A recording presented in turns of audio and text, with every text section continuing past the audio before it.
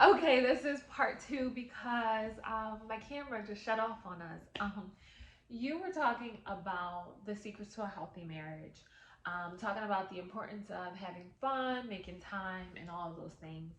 I definitely agree with you. I feel like having fun is so important. I think there's this idea like once you get married, like you can't have fun with each other. But I feel like people who know us, um, they like I feel like they see our love in the way that we interact and have fun with each other, whether we are out and about at a bar or whatever, or if we're just like, chilling, playing card games or whatever. I feel like people can feel our love through that, and I just appreciate that.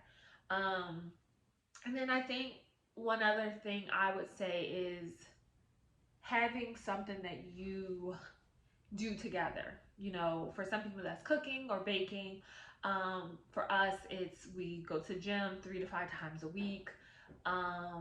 It's not something that either one of us, like, we didn't grow up like exercising in that way, but it's something that I really do appreciate. I say that it's a different form of intimacy, but I think, and you disagree with this.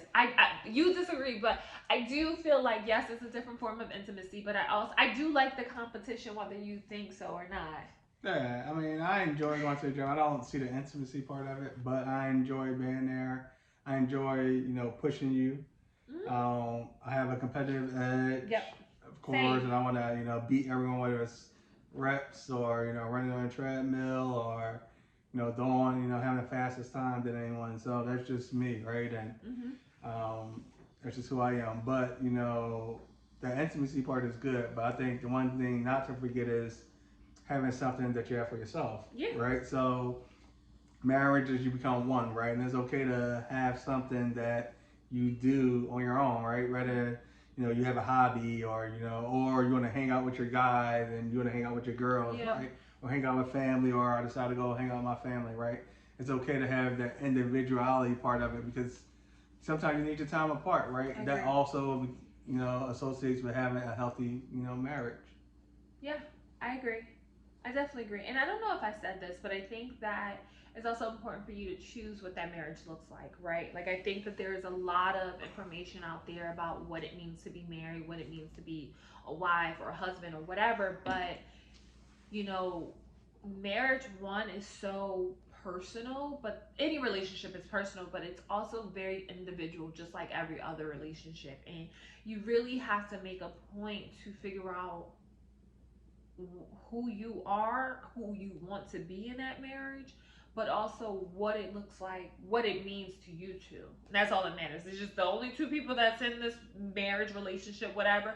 You have to hold firm on that. And I think that for me as a woman, that is the hardest thing. Or I don't get it too much now, but definitely in the beginning, there was a lot of expectations on me to be a certain type of one woman, but also a certain type of wife, which rubbed me the wrong way.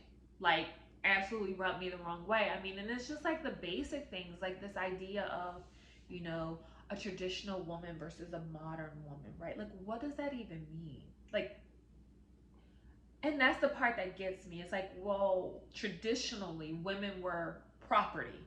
So, is that what you mean by a traditional wife? And that's, it's like stuff like that. But for me, it's also like, I don't have his last name. And, like I'll go home and my family will be like, Mrs. Such and such. And I'm like, Mrs. James. And they're like, you didn't take Tracy's last name? And I'm like, no. And they're like, what did he say? And I'm like, why are you whispering? Like, he knows I did not take his Yeah, last name. yeah. Like, it is strange to me. And I'm okay with it, right? We had that conversation, right? You got the whole thing with like you got your Beyonces and you got these other celebrities or people that have high profiles that didn't take, their Mm-hmm. significant others in the last name, right? And it's okay, right? Because you're a writer, right? And your work is associated with your name, right? So you have a unique situation, Mm-hmm. or it doesn't matter what your situation may be, right? As long as you and your significant other talks about Yeah. it and you guys are okay with it. I mean, my only thing was, as long as when we have kids that the kids got my last name. That was my only thing. Yeah. No, absolutely. And I get that. But speaking of that, like, there are some people we know who would have been against it and was like, no, you're going to take my last name. Like, again, it's just this very personal thing. You have to figure out what is important to you. And it's like, I'm not less of his wife because I don't have his last name. Like, Yeah, it's no different as if you wear a ring or not, right? yeah. Just because you wear a ring or you don't wear a ring, does that make you less married, right? Hmm. It has the same, you know. Yeah. No, I agree. I definitely agree. Um, One thing that you talked about was, your hobbies being like finances and like, stock market and all this other stuff, real estate. Like you just have that like business savvy mind, right? Um, what did it take for you to get comfortable with, you know, finances, money, all of that stuff? I guess let's just go back, right? Let's go. So 2011, right? I get a new opportunity to Yeah. work for a new company, and I didn't have the best credit, you know, just because, you know, in college I started getting credit cards and not paying them off. You start, you know, you go into a Penn State game and they give you a blanket. You know, you get like things like that, right? Or, you know, you go to the mall and you go to Macy's and, you know, you don't have to pay for 6 months or something Yeah. along those lines, right? So I got roped in really early. Didn't even pay attention to it, of course, and I should have, knowing that, you know, my parents, you know, background that they racked up, you know, a lot of credit card debts. Yeah. Whether it's Finger Hut, which everyone knows about Finger Hut, right? Buying gifts as you're growing up in the hood, and those things I didn't really pay attention to. But, you know, go back into that 2011 scenario was I went to a dealership, right? I'm thinking, hey, I'm about to get my first lease, and I was excited. I already got the job, you know, I got the offer letter. You know, I'm like, all right, you know, I already started my orientation, so the checks are already starting to come in, and Hmm. I'm ready to go put down my down payment and get this lease. And little did I know, right, I could have got the car, but at a higher rate, right? Yeah. You know, spending like $900 to $1,000 on a lease. I'm like, Which is ridiculous. yeah, it didn't make sense to me, and you know, I was distraught from that, you know, scenario, and I never wanted to feel that again. Yeah. I wound up did, you know, I did get a car, you know, went to a dealership, got a high interest rate, and I had to start the whole, you know, repayment of like rebuilding my credit. Um, Now, you know, kind of out of that credit card scenario, paid everything off, you know, about on track to pay off my student loans, which Yeah. is good. Have that paid off by the end of the year, and but I'm someone that goes off, you know, I need to see things, Yeah. right? I'm someone that you can't say, hey, Tracy, you need to do this, but you're not doing it, right? I'm someone that, hey, if you're doing it and I see it, hey, all right, I can follow suit. To be fair, I could not do it. I was not in a position to do Yeah, it. you couldn't, and I didn't really like put that together, right? You know, paying all the bills and all that other stuff. Didn't really put all that Yeah. together though. But I remember you sent me this podcast. Um, Married couples going into like real estate. You know, one was a spender, one was a saver. I'm the spender, she's the saver. But it hit home for me. It was something I'm like, wow, you know, this married couple, two different lifestyles, and they, you know, they started this real estate empire, and you know, had their savings and stocks and all that other stuff. I'm like, hey, I can do this, right?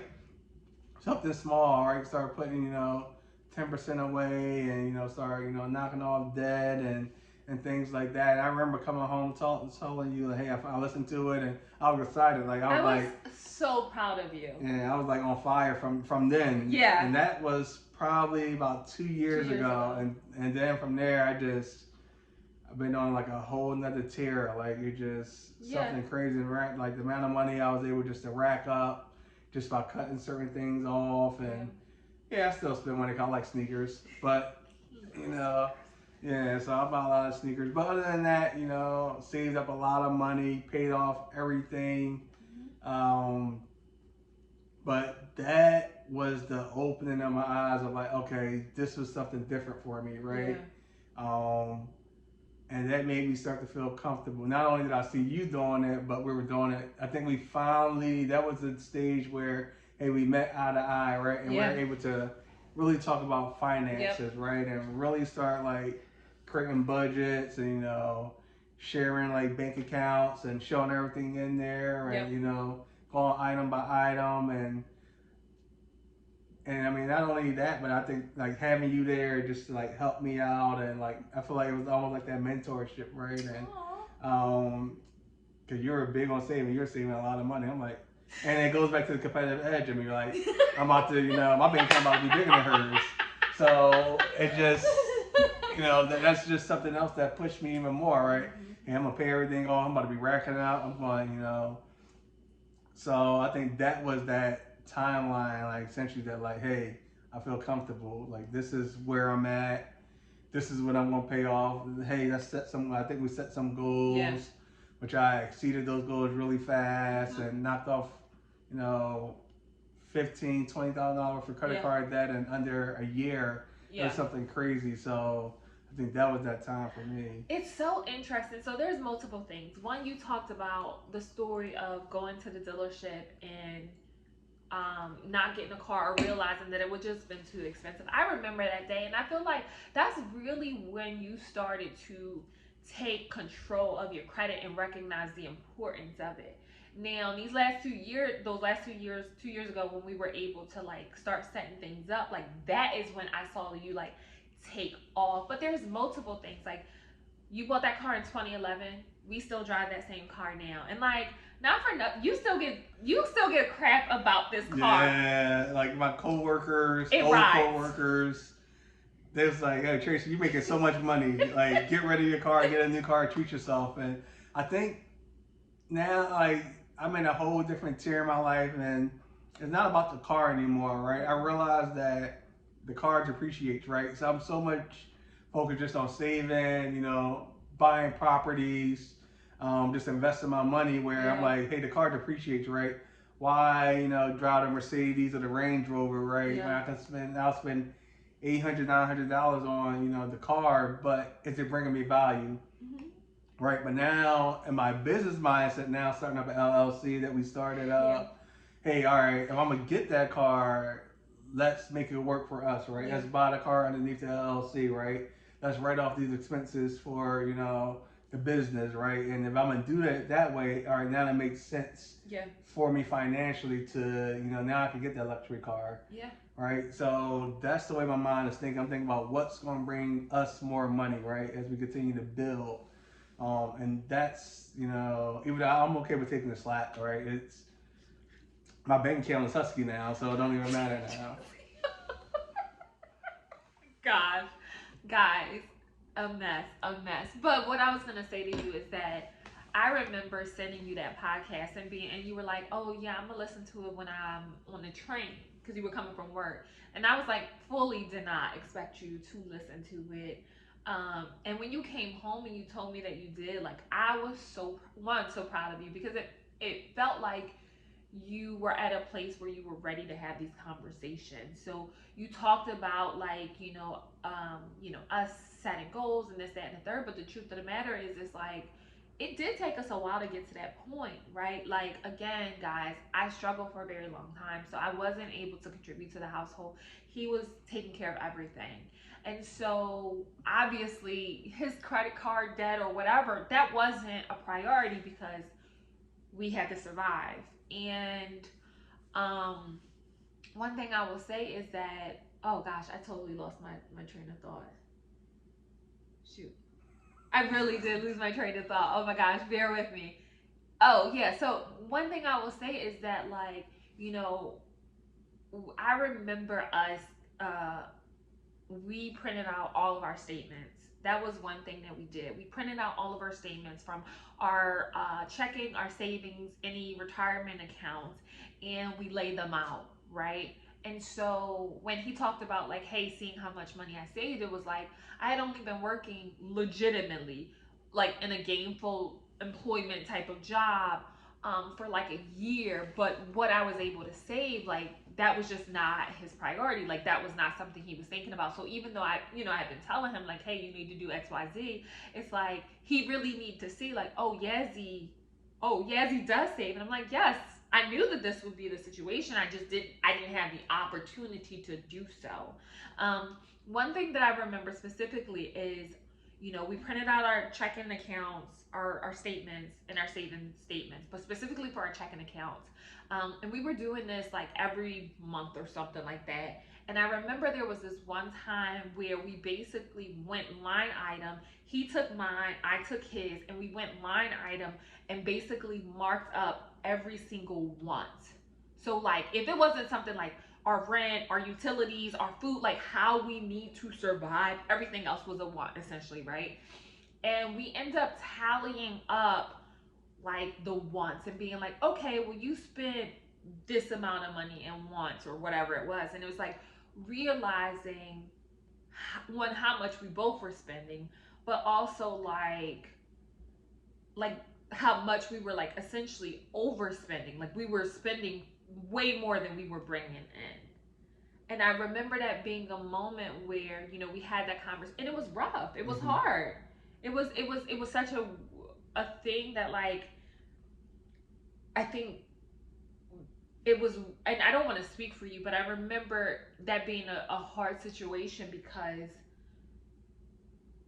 it was almost like I was telling you what to do. Maybe I don't even know how you felt in that moment. Well, I mean, I kind of, yeah, it's a hard situation, right? Because when you're used to just spending, right? Mm-hmm. And to say, and I believe when you tally up, I think I spent like $2,000 in 1 month, right? And it was like going out to bars, that's drinking, that's hanging out with friends, that's eating out, spending I think you were traveling a lot too at that time. Could have been, but it just you realize that you're racking up a lot of money, and then I think we created like a goal to cut it, by 75%. So I had a budget like $500 a month, and I'm like, wow, what I'm gonna do with this? But but yeah, I mean, I feel like I made it work, right? I started, cutting back, and that really meant just, cutting going out, right? So having friends come over, buying a bottle, or going over there, trying to cut expenses that way instead of going out balling out. But it did help. Like when you start thinking, the way you spend, yeah, right? It gets your mind thinking that, hey, I could use this money on other things. Literally anything. But else. I mean, $2,000 a vacation, right? Mm-hmm. I could have been somewhere on the beach with some sun, with an umbrella in my drink. Yeah. And on the beach, right? And so it makes you think differently on how you spend your money now, or for your business, or yeah, starting a website general, or whatever you want to do, right? It's now just my mind just think differently now. Yeah, and I think it's one thing is like people like we really don't talk about finances, right? Like growing up, that was not that was an adult conversation in my household, right? Like the parents were figuring out the bills or whatever, like that we were not a part of that situation. And so I think it's a hard thing when you're not allowed to be a part of those conversations. It's like how do you like thrive financially when you're an adult, because like no one has taught you what you need to know. And maybe it's true that like when there is like this like when there's debt and stuff like that, like that's why they don't talk about it, and I can totally understand that. But I think that's the hardest part is like you start from zero and trying to figure it out. Yeah. But I think it goes back to like, our parents growing up in inner city, right? A lot of them didn't have like a lot saved up, yeah, right? It goes back to, living paycheck to paycheck, yep, right? And not having enough if emergency came out. And if you did, you probably reached out to, grandparents or, siblings, nieces to collect money for if something popped up in an emergency, right? Yeah. So like if you go back to like statistics, I can't even say it. Statistically. Yeah, my bad. But the average American or yeah, they don't have like $400, right? Yep. So even seeing something come out recently at the wealth gap that the average black family has $17,000 in net wealth versus 171,000 for a white family, right? So that's just things that we just have to change, right? And it goes back to having those conversations, whether you live in paycheck to paycheck, but just the value of money is important, right? even though, I mean, and my mom, she invested in 401k, right? But that was something that she didn't talk about, Yeah. right? If some like the smaller things that if you can have that conversation with your kids or Start people now. growing up, or even not even your, I mean, you got cousins and nieces, nephews.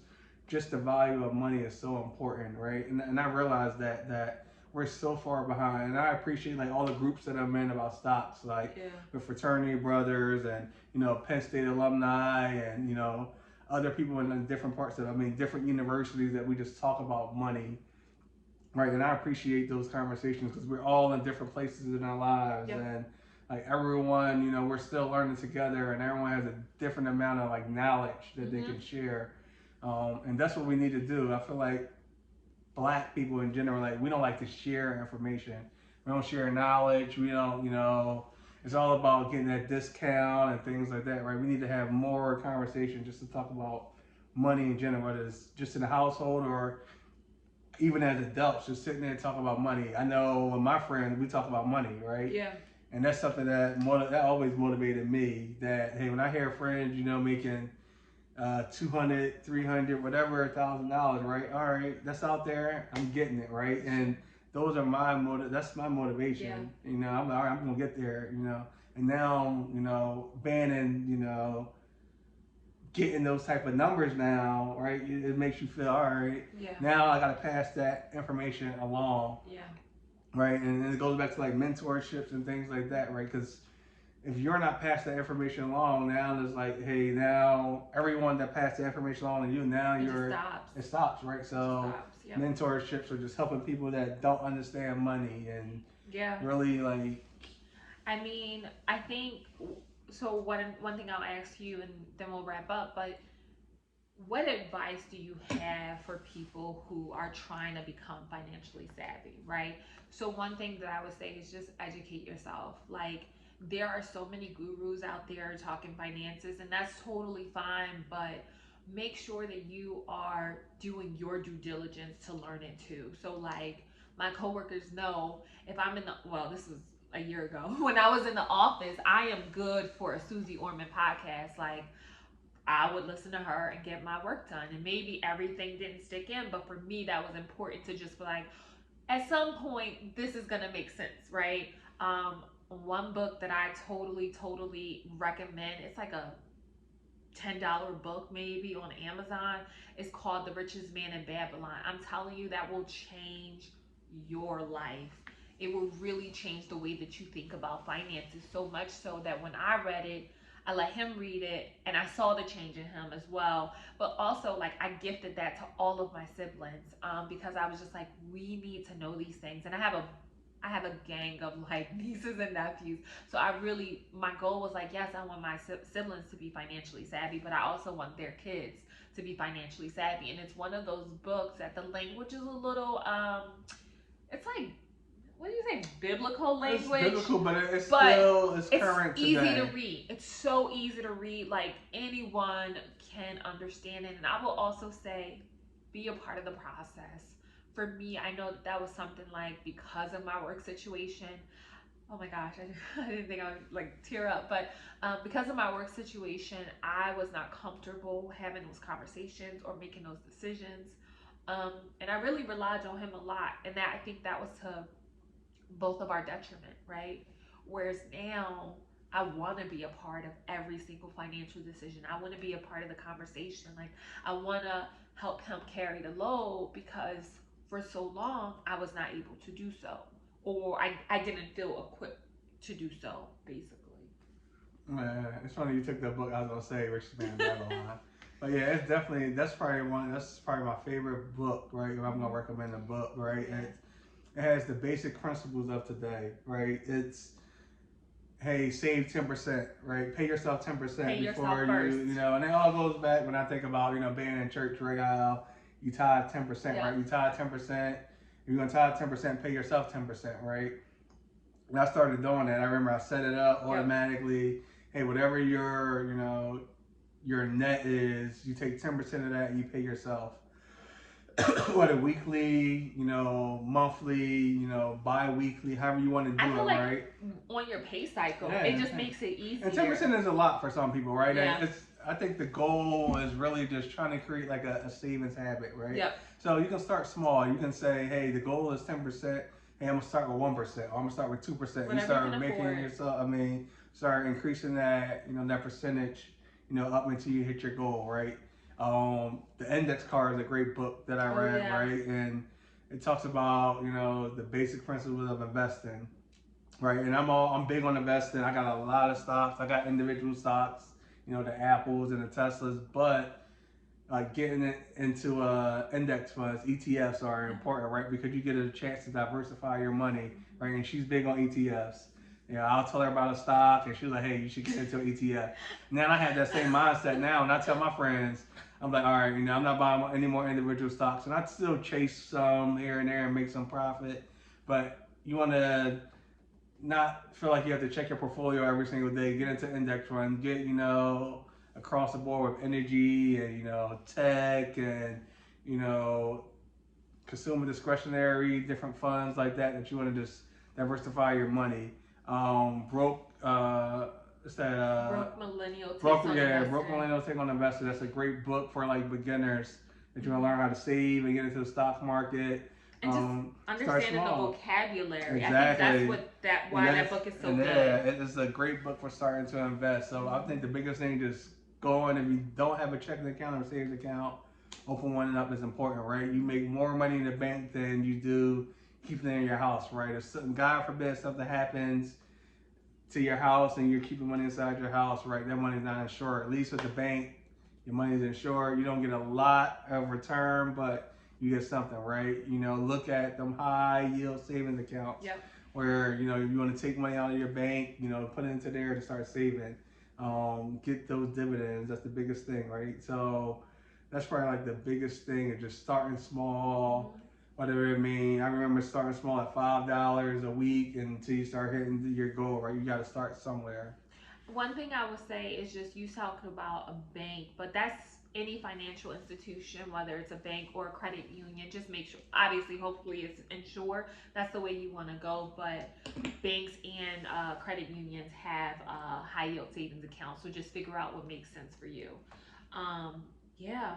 We talked a lot about finances, but I think it's important because people don't talk about it enough, but then also it is so important when you are married. Yeah. That is, money is the number one like issue in terms of like whether your marriage succeeds or not, right? And that's usually what it is though, because money is king, right? When it comes to relationships, right? Because if someone assumes that you have it, right, and then you get married and the money starts to fall through, right? It's gonna be a problem, right? Or you guys can't, get on the same page with just saving, right? Or just whatever the situation may be, right? Money is important, right? And it usually ends in 70% of marriages, fail because of money, right? Just because not having those conversations or just getting by. Paycheck to paycheck and only being able to cover the bills. They can't do anything else, right? So it's stressful. Yeah. So that's the biggest thing, is just being on the same page financially. Letting your significant other know, hey, this is what I'm bringing to the table, right? And not saying, hey, I got $500 of credit card debt. I got $20,000 in student loans, right? People need to know what's going on, right? And what they're inheriting, what they're inheriting. Because once you're married, like it's y'all debt, your debt, right? Yeah, your debt. It's your debt, right? Like it's not his debt versus her. Like that's not a thing. It's your debt as a married couple, and so I think that's important. Yeah. I guess we've been talking for a little while, but we can just like wrap it up. What advice would you give to somebody who is thinking about marriage right now? I think, it goes back to everything that we talked about, right? Just really knowing your significant other, right?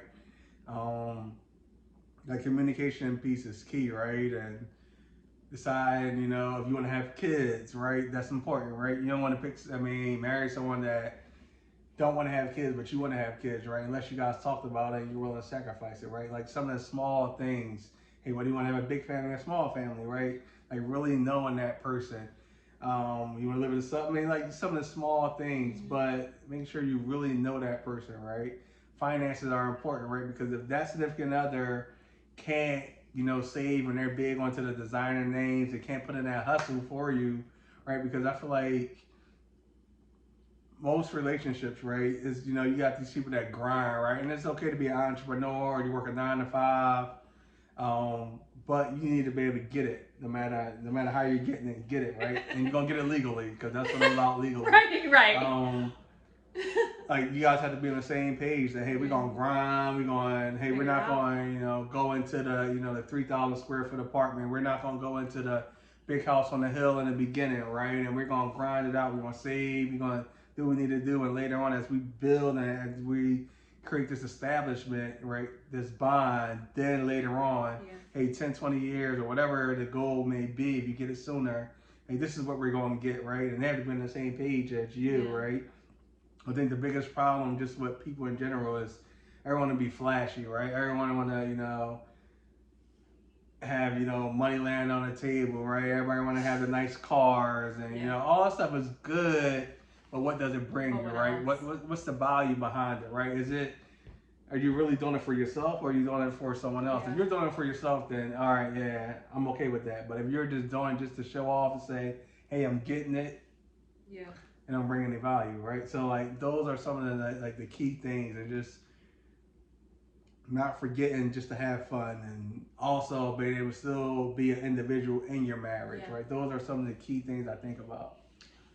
I think for me, I would say, because you talked about knowing your partner, I think it's important to know yourself. I think, one thing that I applaud women, people in general who are single and unapologetically single, is that they have this time to get to know themselves. That's not something that we did, honestly. We met when we were teenagers and we've been together ever since, right?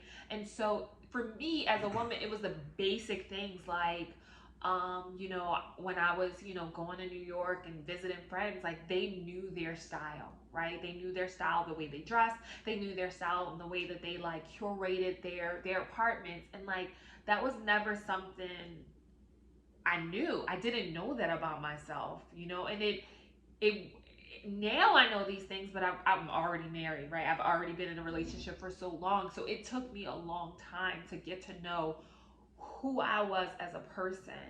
And I just think that that's so important because, if you don't make those decisions about who you are and who you want to be, just as a person, not a wife, not a whatever else, um, it's gonna be hard.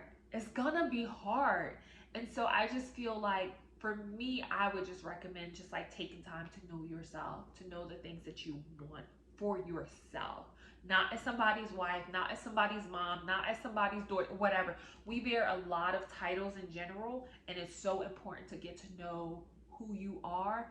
And if you have that time to get to know yourself, whether that is intentionally or unintentionally, take it. Yeah, I love Take that. it. Yeah, I love that. Yeah, you definitely need to know yourself, Mhm. and you hit on it earlier.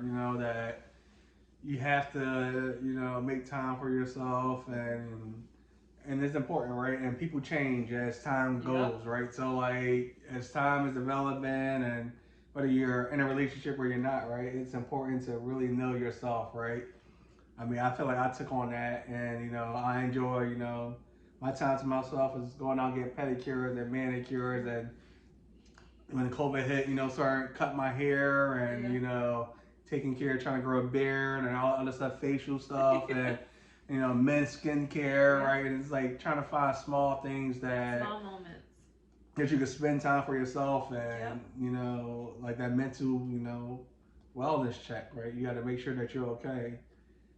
Yeah. No, I definitely agree. I definitely agree. Self care is so important. Um, Alrighty, guys. Thank you so much for Yeah. listening. If you like what we talked about, stay tuned. We have content about marriage all month in March. We're so grateful that you are here. And if you are new to shesfacingfreedom.com, just come through, read a couple articles. Let me know what you think in the comments on IG. My name's Yazzie, YASZY_S as in Sam, F as in Frank, F as in Frank. See you soon. Bye. Bye.